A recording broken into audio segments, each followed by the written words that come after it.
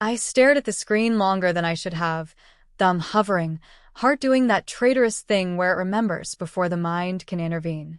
Her name still carried weight, still felt like a key to a room I had boarded shut. We hadn't ended gently. There were words said that couldn't be folded back into their original shapes, expectations unmet, versions of ourselves that no longer fit side by side. Yet there it was, one message, no punctuation, just, "I need to see you. It's important." When I finally agreed to meet her, I told myself it was closure I wanted. That's the lie we use when we're afraid to admit we miss the mirror someone once held up to us. The cafe was the same neutral ground it had always been. All glass and soft music, a place designed to absorb confessions without reacting. She was already there, sitting straight, hands wrapped around a mug she wasn't drinking from. When she looked up, her expression wasn't angry or nostalgic. It was focused, almost resolved, and that unsettled me more than tears would have. We talked around safe topics first. Work, mutual friends, the weather pretending to be interesting, until she set the mug down with deliberate care and said my name the way you say something you've practiced in private. She told me she had spent months thinking about us, about me, about the version of me I never let fully breathe. I felt exposed before she ever named it, like she was reading footnotes I'd hidden even for myself. "You're always pretending," she said quietly. Not accusing, not gentle either. Just accurate. She spoke about the way I'd admired softness, how I lingered on fabrics in stores, how my eyes followed confidence in women not with desire but recognition. I tried to laugh it off, to reduce it to quirks, but the words fell flat between us. She wasn't there to debate. She was there to propose something. She said she wanted to help me become honest. Not overnight, not cruelly, but completely. The phrase she used, total feminization, hit me like cold water, shocking and clarifying all at once. My immediate reaction was denial dressed up as humor, but inside, something fragile and bright flickered awake. Fear followed it closely because wanting something doesn't make it safe. I asked her why she cared, why now. She didn't answer directly. She said some people don't stop loving, they just change the shape of how they show it. She said she had watched me disappear into expectations that didn't fit, and she was tired of watching me shrink. Her plan, as she described it, sounded structured, almost ceremonial, changes in presentation, in habits, in the way I spoke to myself. No secrecy, no shame. A transformation that would be visible, undeniable. The word forced hovered unspoken between us, and when I finally voiced it, she nodded. Pressure, she said. Accountability. Because you won't choose it on your own. That should have been my cue to stand up, to leave, to protect the version of me that had survived by staying ambiguous. Instead, I felt an unexpected relief at the idea of not having to decide alone. I went home that night with my thoughts louder than the city outside my window. I stood in front of my closet, seeing it differently, like it was suddenly incomplete. I told myself I was just curious, that I could say no at any point. But curiosity has momentum, and by morning, I had agreed to let her guide me. For 1 week, I said. Just to see. The first changes were subtle, almost deceptively so. She asked me to clean my apartment, not in the rushed, surface way I usually did, but carefully, intentionally, as if preparing a space for someone else. She had me replace harsh lighting with softer lamps, asked me to notice how the room felt afterward. I hated how much calmer it made me. I hated that it felt like recognition. When she came over again, she brought a small bag. Nothing dramatic. Inside were clothes chosen with unsettling precision, simple, elegant, unmistakably feminine without being loud. She didn't ask me to put them on right away. She just placed them on the table and waited, watching my face cycle through resistance, embarrassment, longing. You don't have to like it yet, she said. You just have to try. My hands shook when I finally reached for the fabric. It was lighter than anything I owned, moved differently, responded to my touch instead of resisting it. Changing felt like crossing a line drawn in chalk, visible, but easily smudged. When I looked at myself in the mirror, I didn't see a costume. I saw a question I'd been avoiding my entire life.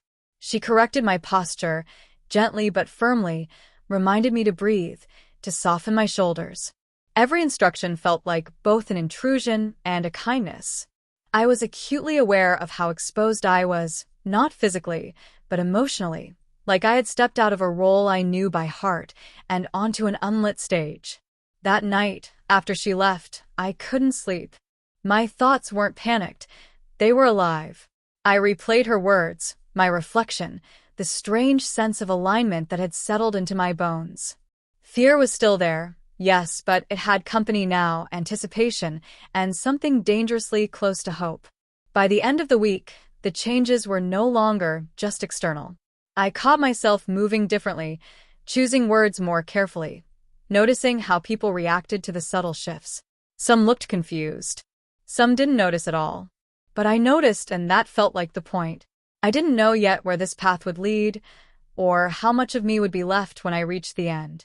All I knew was that turning back already felt like a loss, and stepping forward felt like standing on the edge of a truth I wasn't sure I was ready to claim, but couldn't ignore anymore.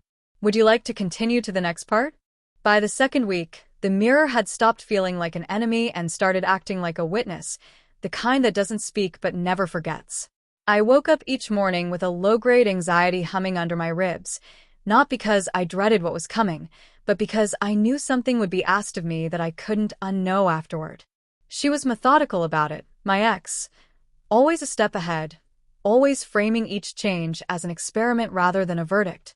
Notice how it feels, she'd say, not this is who you are now, and somehow that made it harder to argue.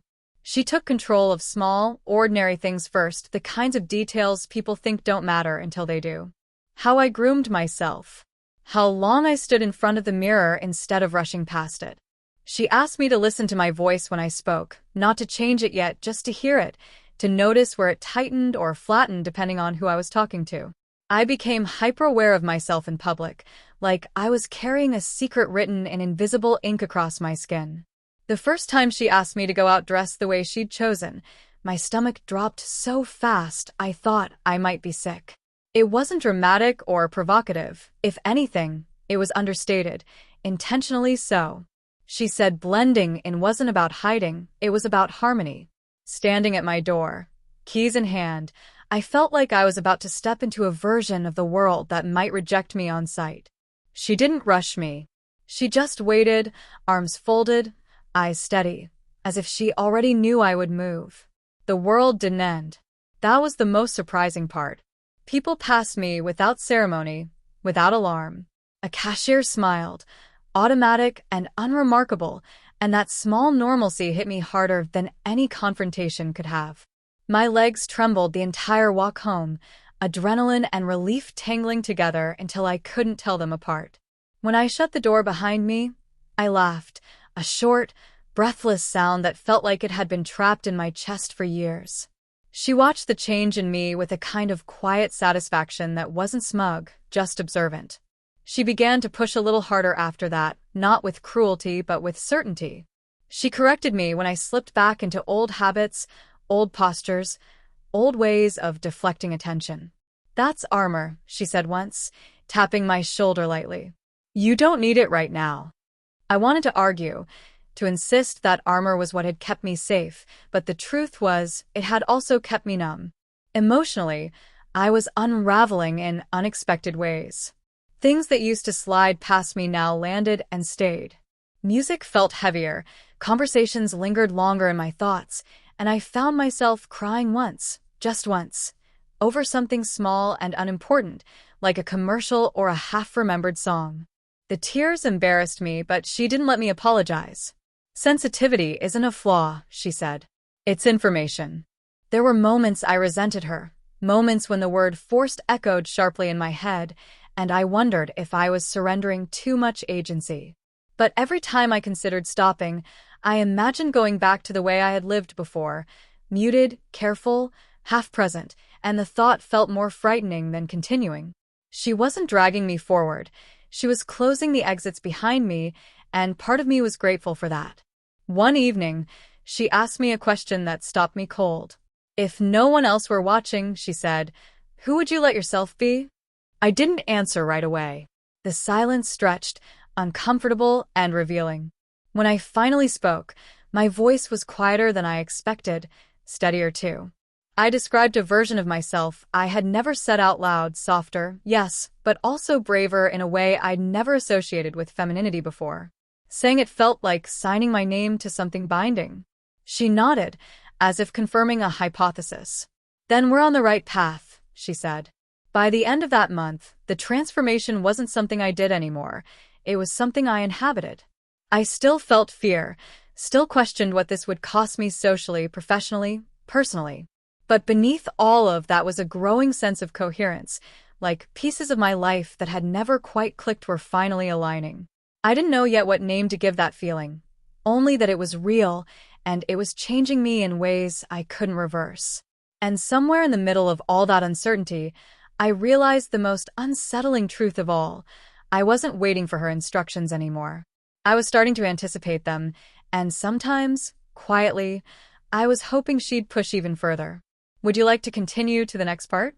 The day she stopped giving me daily instructions was the day I realized how deeply they had rooted themselves inside me. I woke up expecting my phone to buzz with a reminder, a correction, a nudge forward, but there was nothing. Just morning light, soft and unforgiving, and my own reflection waiting for direction I now had to generate myself. The absence felt heavier than any demand she'd made before. When we met that evening, I confronted her about it, half expecting a smile that would tell me this was another test. Instead, she looked almost cautious. You don't need constant steering anymore, she said. Now, I want to see what you choose when the pressure eases. That unsettled me more than being pushed ever had. Force had given me something to push against, a structure to lean on. Freedom meant accountability. I noticed the changes most when I was alone. The way I sat on the couch, legs tucked instead of sprawled. The way I paused before speaking to strangers, choosing warmth over distance, without consciously deciding to. Even my thoughts had softened around the edges. The inner critic that used to bark orders now asked questions instead, and sometimes, dangerously, it sounded kind. I didn't know if that voice was mine yet, or if I was still borrowing hers. Social situations became minefields of micro-decisions. What did it mean to be authentic when authenticity itself was evolving? Friends commented on how different I seemed, a word that carried curiosity and suspicion in equal measure. I learned to smile through it, to let ambiguity exist without rushing to explain. Each interaction felt like balancing on a wire, but I was discovering something unexpected. I was better at it than I'd ever been before. There was a moment, small but seismic, that I didn't tell her about right away. I was standing in line at a bookstore, absent-mindedly flipping through a paperback, when the woman behind me asked for a recommendation. The conversation that followed was easy, unguarded, flowing without the performative stiffness I used to rely on. When she thanked me and said, "You have a calming presence," I felt something unlock inside my chest. Not pride, recognition. When I finally told my ex about it, she listened without interrupting, her expression unreadable. "That's not an accident," she said afterward.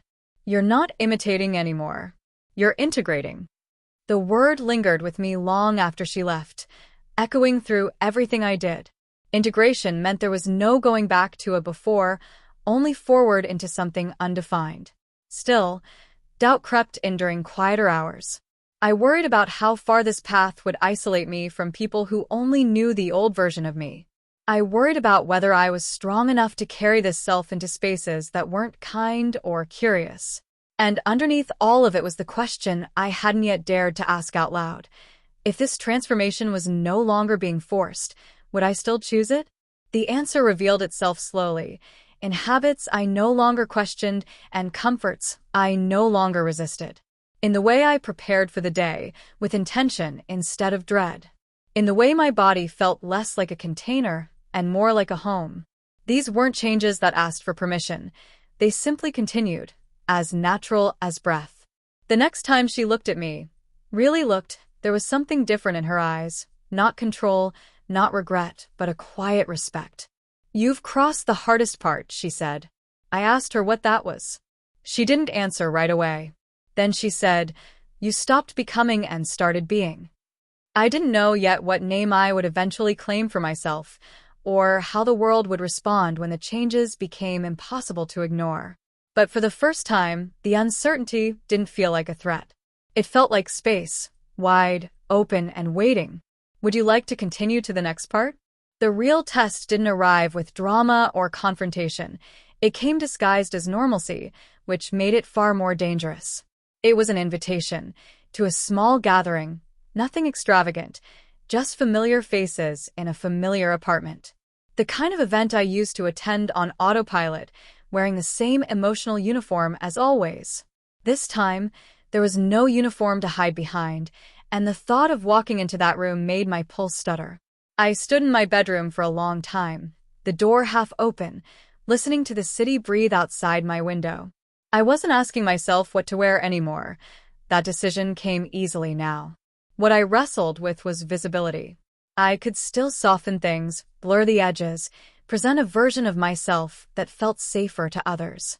Or I could arrive as I had been living, aligned and unmistakable, and accept whatever followed. No one was forcing my hand. That was the terrifying part. I chose honesty, not because I was brave, but because I was tired of rehearsing exits. The room fell quiet when I stepped inside. Not abruptly, not cruelly, but enough for me to notice, enough for my instincts to flare. Conversations resumed quickly, laughter finding its way back into the space, but the air had changed. I felt eyes return to me in glances, in curiosity disguised as casual interest.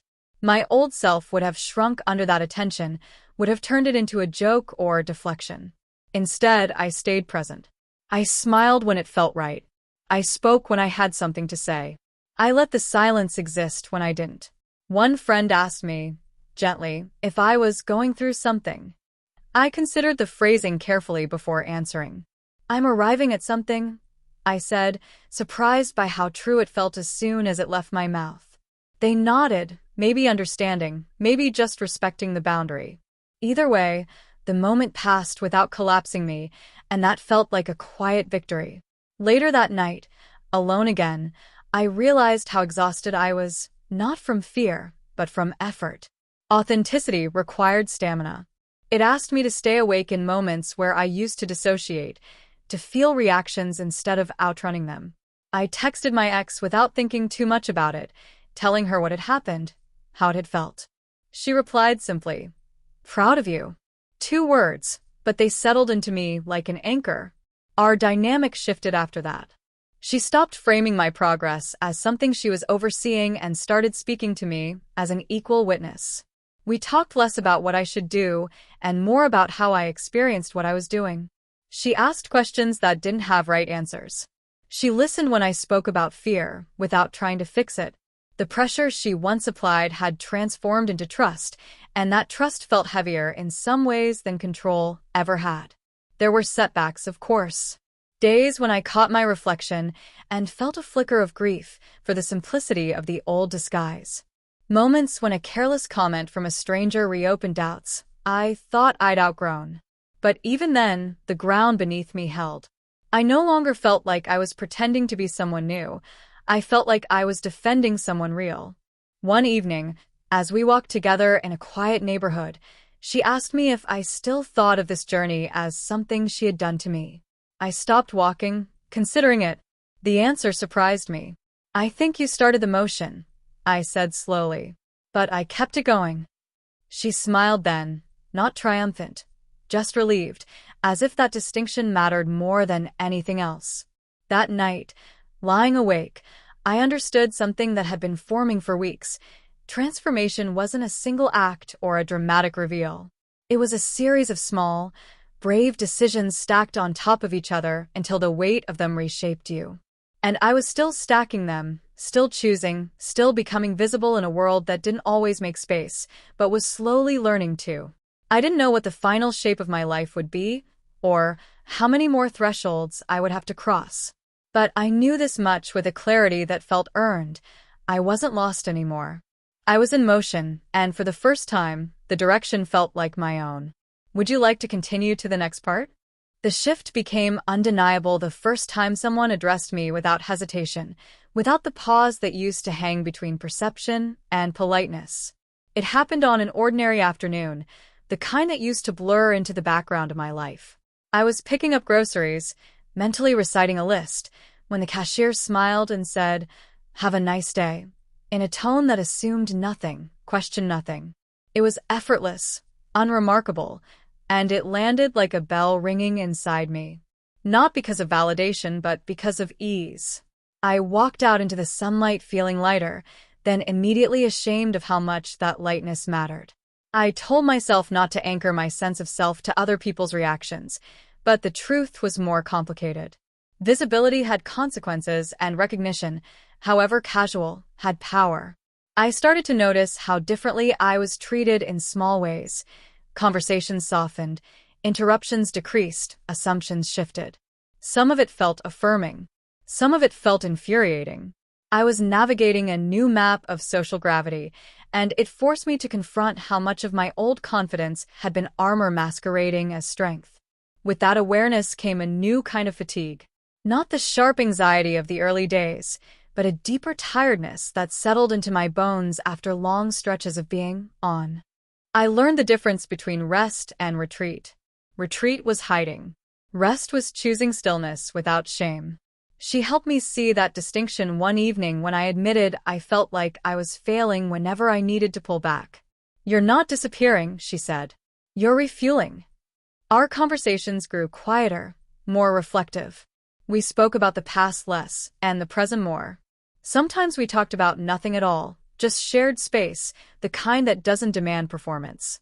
I realized then that whatever had bound us together before had transformed into something else, less charged, more grounded. She wasn't shaping me anymore. She was witnessing me, and that carried a different weight. There was a moment late one night when I caught myself grieving, not for who I had been, but for the years I had spent negotiating with myself instead of listening. The grief surprised me with its gentleness. It didn't accuse. It simply acknowledged loss. I let it pass through me without trying to reframe it into a lesson. That, too, felt new. The world continued to test me in quiet ways. A family call where questions danced around the obvious. A coworker's comment that landed awkwardly, then dissolved when I didn't shrink from it. Each interaction asked the same thing. Would I fold, or would I stay? I didn't always choose perfectly, but I chose honestly more often than not, and that consistency began to feel like integrity. One afternoon, standing in front of the mirror, I tried to remember the last time I had felt disconnected from my reflection. The memory was hazy, distant, like a photograph left too long in the sun. What I saw now wasn't a finished image or a polished result. It was a person mid-sentence, mid-breath, still evolving. And for the first time, that incompleteness didn't frighten me. I realized then that the idea of total transformation had been misleading. Nothing had been erased. Things had been reorganized, reweighted, allowed to speak. The force that once propelled me had given way to momentum, and momentum carried its own responsibility. I was no longer being moved forward. I was moving. As I turned away from the mirror, a thought surfaced with quiet certainty. Whatever came next would not be about proving anything, to her, to anyone. It would be about continuity, about waking up and choosing, again and again, to live in alignment with the self I had finally stopped interrupting. And that felt like a beginning that didn't need an audience. Would you like to continue to the next part? The first time I introduced myself without hesitation, my heart didn't race the way I expected it to. There was no cinematic swell of courage, no inner monologue urging me forward. The moment arrived quietly, slipped into an ordinary exchange, and passed before my nerves could organize a protest. I said my name the way it felt inside me now, and the world accepted it without comment. That simplicity was disorienting. I had prepared myself for resistance, for questions, for correction. Instead, I was met with neutrality, and neutrality felt like grace.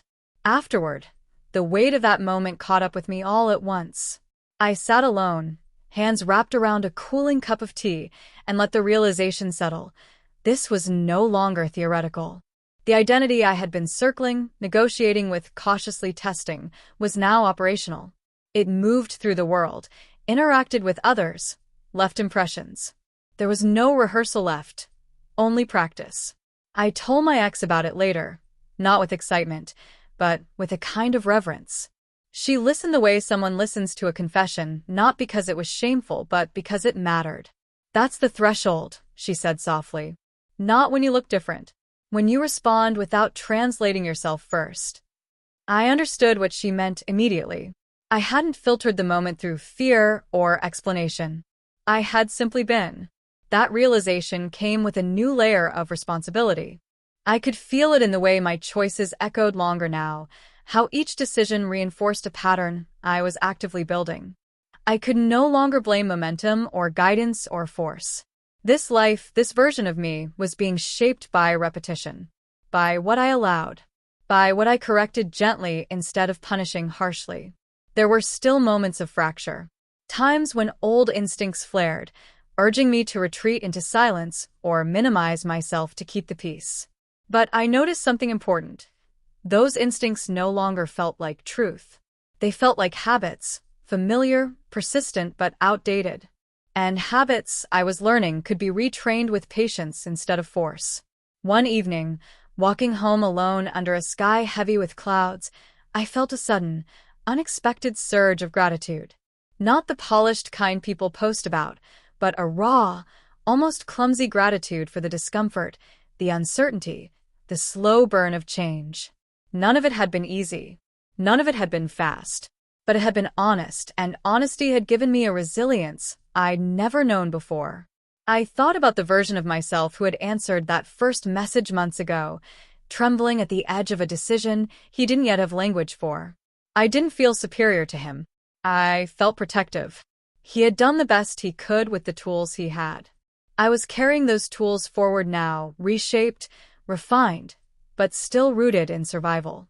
When I reached my door and stepped inside, I caught my reflection in the darkened glass, blurred, layered with the city behind me. I smiled, not because everything was resolved, but because I recognized the person smiling back. That recognition no longer startled me. It steadied me. I knew the final chapter of this transformation wouldn't arrive with fireworks or finality. It would arrive the same way this moment had, quietly, honestly, through continued presence. And I was ready for that, not because I was fearless, but because fear was no longer in charge. Would you like to continue to the next part? The ending didn't announce itself. It didn't arrive with certainty or applause or the neat closure I once believed transformation required. It arrived on a morning that looked like every other, light spilling across the floor, the city beginning its familiar rhythm, except this time I didn't brace myself before getting out of bed. I simply stood, grounded, as if my body had finally learned the shape of its own belonging. I made breakfast without rushing, choosing each small motion with care. Not performative care, not the kind meant to be seen, but the quiet, private attention you give to things that matter because they matter to you. I realized then that the most profound shift hadn't been how the world saw me, or even how I saw myself in the mirror. It was how I treated my own presence, as something worth staying with. When I met my ex later that day, there was an ease between us that felt earned. We walked, talked, paused when the words ran out. At one point she stopped and looked at me, really looked, and I understood what she was seeing. Not a project completed, not a plan fulfilled, but a person at rest inside their own life. "You don't need me to hold the frame anymore," she said. There was no sadness in it, just truth. I thanked her, not for changing me, but for believing I could change without disappearing. For applying pressure when I needed momentum and releasing it when I needed agency. For knowing the difference. We didn't promise anything beyond that moment. We didn't need to. Gratitude doesn't require contracts. As the days passed, life continued in its ordinary complexity. There were still challenges, still moments of doubt, still rooms where I had to choose courage over comfort. But the choice no longer felt like a betrayal of safety. It felt like alignment. I had learned how to listen to my body, to my emotions, to the quiet signals that once went ignored, and that listening guided me more reliably than fear ever had. One evening, standing by the window, watching the lights blink on across the city, I felt something settle into place. Not an answer, not a label, but a continuity, a sense that my past, present, and future were finally speaking the same language. The journey that began with force had ended in consent. Not the loud kind, the steady kind, the kind you renew each day by showing up. I didn't need to declare who I was to feel real. I was living it moment by moment, in the way I moved through the world and let the world move me back. That reciprocity, gentle, resilient, alive, was the truest measure of transformation I could imagine. And as the night deepened, I understood something with calm certainty. This story wasn't about becoming someone else. It was about stopping the interruption, about letting myself continue. Would you like to continue to the next part?